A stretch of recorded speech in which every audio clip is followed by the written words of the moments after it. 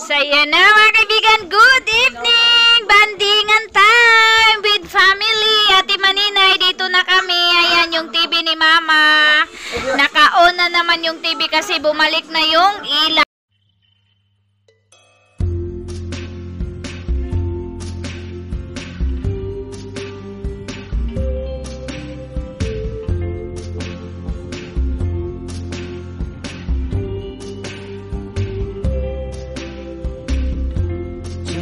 Tonight, I opened up my eyes. Tonight, I'm wide awake and I'm breaking into. I can't make it. So eto na mga kaibigan, grabe na kaingay doon sa labas, tawanan, chikahan mga kaibigan sa mga nakaraan mga kaibigan nila Janjan. Grabe talaga yung tawa ni Papa sa story ni Janjan at saka ni Iman mga kaibigan. Ayan po, nag-sponsor po ako dito ng ulam namin na isda na halwan. Lalaki po ng halwan, Ate Maninay, at saka mayroon palang tira nila mama kanina. Ayan po. Sabaw. Ang laki ng ulo. So, pray muna mga kaibigan. Rambulan na naman, kainan. Daw siya giigang, kaya walang damit. Tapos na to siya kumain. Halina kayo pa. Ialem, tot. Na sila, sarap. Ulam. Kunting simple hapunan, bibo kaayo. Ito yung gusto ni Ate Maninay mga kaibigan na paminsan-minsan daw pupunta daw ako dito, ila mama. Nang ano yan si Ate Maninay sa akin mga kaibigan, nang luod sa akin. Kasi hindi daw kami makabisita dito ka Papa, ila mama, magbanding-banding kahit naman lang daw ano lang mga kaibigan, sa sobrang busy talaga doon sa Tabuk. Hindi ako minsan nakapunta dito, kaya ito na nakabanding na kami. Kasama namin sila Uncle Tani. Gusto nga nila umuwi kanina kasi merong work sa Uncle Tani na napaka-importante, kaya bukas uwi na po sila doon sa Ampangon. And si Kuya Alim uwi din muna mga kaibigan. Iwanan muna nila yung trinabaho nila na Panday mga kaibigan. Kaya ayan na, salo-salo na kami dito. Dapa muna kami kumain mga kaibigan, lahat. Soon, makikita nyo na kami soon sa malaking bahay ni Ate Maninay, na doon na po kami sa lamesa kakain, and din doon sa bahay din. Soon mga kaibigan. Yan, kainan na. Sabaw, higop sabaw. Ganyan ang Pinoy mga kaibigan, ganyan kami kumain. Sige na, tira. Para magkita ni Ate ay. Ay, mingaw siya kanato kuno. Hi po, hi. Ngano man? Si Kuya Caleb, drama John. Shout out Kuya Caleb. Ayan. King katalogo na si King ninyo. Tapos na yan kumain. So, ayan na mga kaibigan. Nandito na po ako sa Agpangon. Alas 3. 4:45 mga kaibigan kami nag-travel kanina. Nakarating na kami. Ayan na sila Kuya Alem, Uncle Tani. Kasi uwi muna sila mga kaibigan. Kasi meron silang work. And then, ayan tita, thank you for the bag. Ayan, nagamit ko na tita. And then, ayan. So, punta muna na tayo doon sa bahay nila Uncle Tani. Doon tayo mag-stay muna para ma-visit natin si Aileen habang wala pang work doon sa pabahay. So yan tita, thank you sa mga eyeglass, nagamit ko na po. And then yung jacket, ayan yung jacket na purple, thank you very much tita. And then yung dress na black, ito lang yung nakuha ko sa sa package, isa lang. Sinuot ko na siya tita kasi kasya sa akin, siya hanggang sa tuhod, baba pa sa tuhod. Kaya ayun, ito lang po yung naano ko. Yan na si Aileen. Good morning, Aileen. Yan na siya. Sinundot niya ako mga kaibigan. Oh, ang aga niya gumising dito. Ayan na, dito na tayo sa bahay ni Uncle Tani. Yan. So, school pa nila ngayon. Friday ngayon.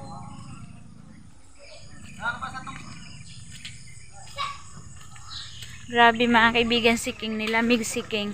And iniwan ko na muna sila Atihak doon mga kaibigan. And uwi din sila Atihak doon sa Bayugan kasi school si Suisoy. And si Dudong Tutot mga kaibigan, nagtapos pa yun pag doon sa bahay. Naglagay ng ilaw. Ay, nagwasing sa antinining. Mga kaibigan, magsahod muna tayo kay Kuya Alem. Ayan, mahamog pa mga kaibigan, oh. Grabe yung travel namin, ang lamig. Yun na yun sa Kuya Alem. Hatid siguro yun yung Kultani. Yan na, nagwashing sila. Hi! Saing pa sa antinining, oh. Nagdami na nilang labahan mga kaibigan. Si Bingbing naghugas na ng plato. Ayan, ate yung saya na mga kaibigan, maaga pa, ayan, nagpaturo na si Aileen sa akin ng kanyang assignment. Chinik ko naman mga kaibigan kasi tinulungan daw siya ng anak ni Auntie Nining. So thank you si Bingbing sa pagtulong kay Aileen sa kanyang assignment. So chinik ko lang siya mga kaibigan. So ayan na, okay na siya kasi merong mali nila, pero at least natingnan ko kaagad mga kaibigan. Yung ni Aileen, yung assignment niya, ayan, sentence and non-sentence yung i-answer mga kaibigan. Ganyan lang siya, oh. Tapos mga kaibigan, sabi ni Aileen, yung binili ko pala na mga notebook sa kanya, hindi daw to pwede. Ayan, pero sabi ni Aileen, nalagyan daw ni teacher. Siguro paglagay ni teacher, hindi na hindi na natingnan yung sa loob kasi hindi siya writing notebook mga kaibigan. Writing notebook pa pala yung sa grade 3, kaya yung nabili ko is hindi na siya writing. Ayan yung subject nila, oh. Dito tayo, Filipino, Mathematics, at saka GMRC, at saka wala to, Science. Ayan. Tapos wala na. So ito pala yung dapat kong bilhin. Ayan, Makabayan pala to. Makabansa pala. Punta gali mo ni. Wala ko diri, wala. Ayan. So ito lang yung kay Aileen English. Ito po yung writing notebook. Oh, mayroon siyang sulat na pangalan niya mga kaibigan. Ayaw. Moog space. Walang space yung sulat ni Aileen mga kaibigan. Sana maano niya to. Maarin siya yung pagsulat niya. Ayan, oh. Leon, mag-asawa. Nalay ka answer number 4 na. Mong wala ka nakakuan. Maghanap buhay. Pura lagi mong score.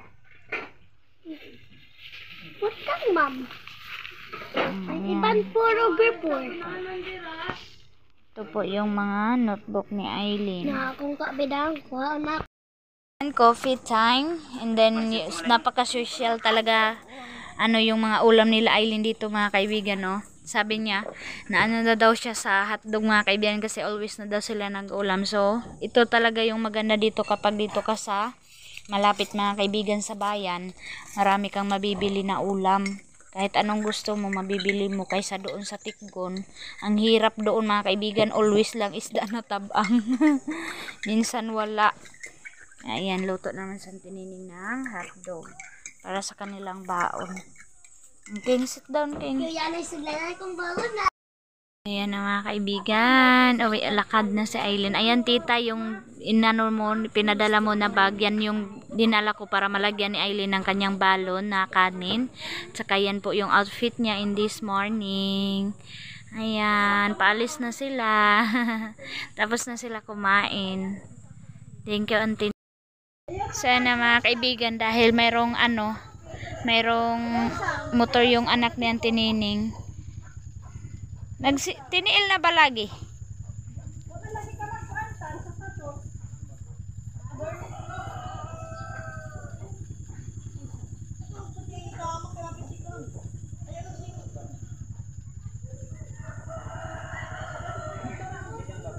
Yan na sila.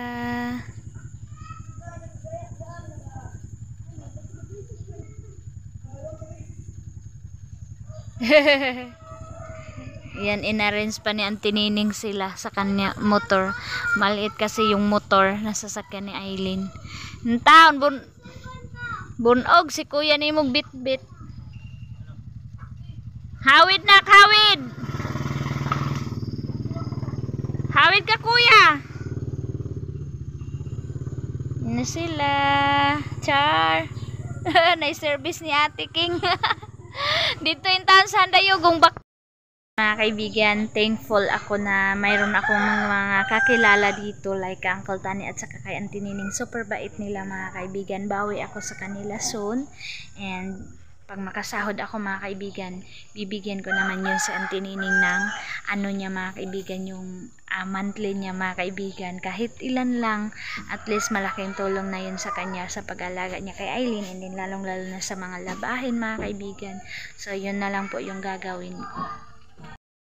So ayan mga kaibigan, ito lang muna yung update natin in this video. Nagustuhan ko talaga tita yung outfit ko ngayon na dress.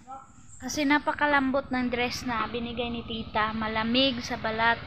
Kaya thank you po talaga sa mga pabigay mo tita. Ang bago lahat at saka ang gaganda. Yeah, maraming salamat sa mga gifts mo sa akin tita. Thank you. And mga kaibigan, buti mga kaibigan, meron pa akong na savings dito na pangbili ni Aileen ng notebook mga kaibigan, kasi wala siyang notebook. Kaya iniwan ko si King mga kaibigan. Tumakbo ako, tinaguan ko si King, kaya ayaw ko na siyang kasamahin kasi napakakulit. And then panay bili ng bili. Hingi siya ng hingi mga kaibigan, saan kaya ako dadaan nito? Ayan po. So bili muna ako ng notebook doon sa bayan ng Lapas mga kaibigan. Sakay ako ng sikad.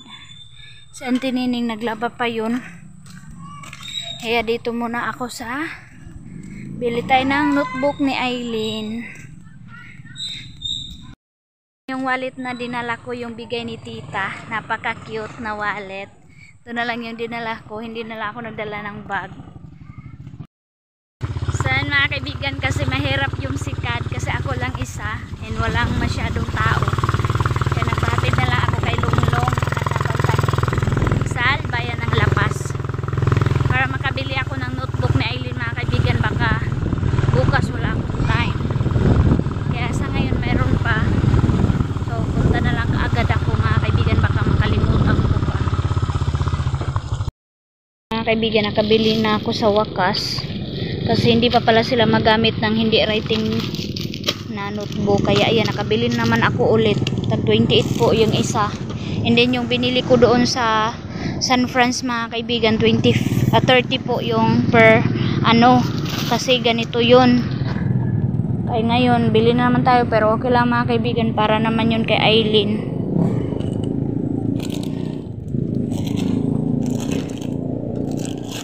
Yung comb niya. Yung hair na wala daw yung ano niya mga kaibigan, sudlay. Bili na naman ako ng sudlay nito. Bilan ko lang siya ulit ng suklay niya.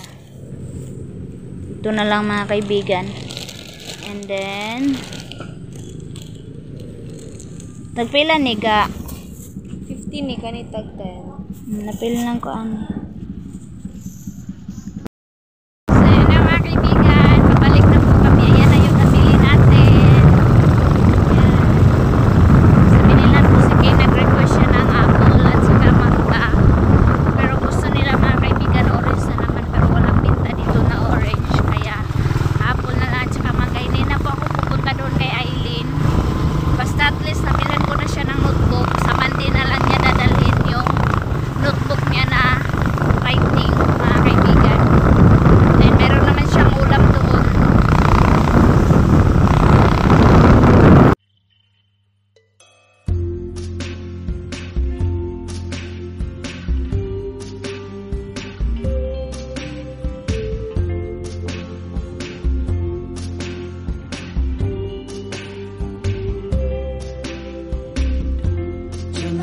Tonight, I opened up my eyes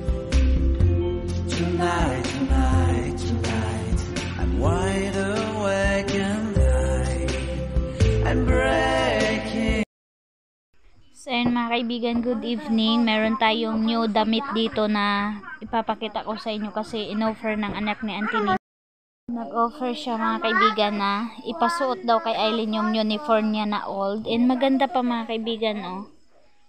Bagong-bago pa yung tela. So, thank you kasi hindi na tayo makapagpatahi. And then, i-plansya na lang ito. And then, laban na lang natin downihan. Ganyan na lang po ang gagawin ko. And then, mayroong dalawang t-shirt. Ang ganda po ng mga kaibigan, disenyo ng uniform. Yan, ang cute. Ito siya. Ito yung uniform nila dito sa La Paz, bayan ng La Paz. Yan, dalawa siya. Meron siyang ribbon. Ang cute.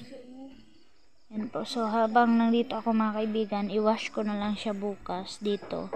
Kahit hindi na siya maplansya mga kaibigan, malabhan lang, okay na. Ayan. So, as temporary na lang muna mga kaibigan habang di pa tayo nakapagpatahi. So, gagamitin lang muna ni Aileen to. Soon, pag meron tayong budget na mabili sa kanya, bibilhan natin siya ng isang pares. Ito pang reservan niya to. Kasi hindi na daw kasi siya ng anak ng tinining. So, thank you sa offer.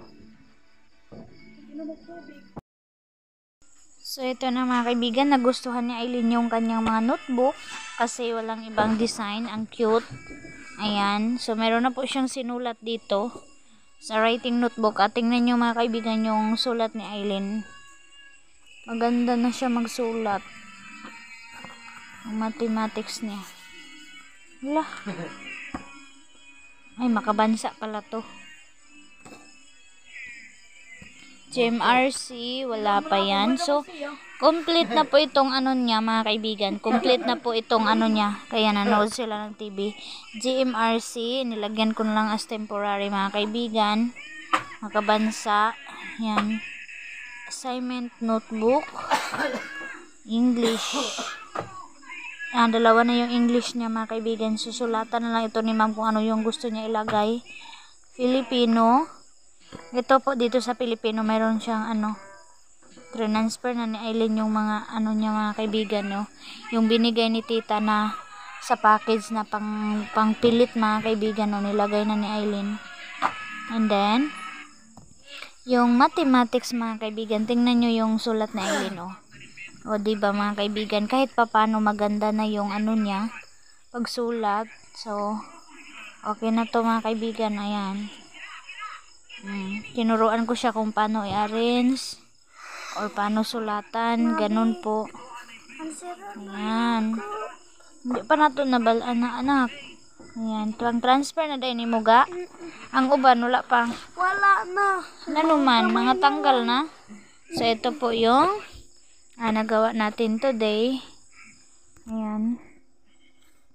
Tapos nagbili ako ng paper niya kasi yung paper niya mga kaibigan, sabi niya na nagsulat daw sila sa paper.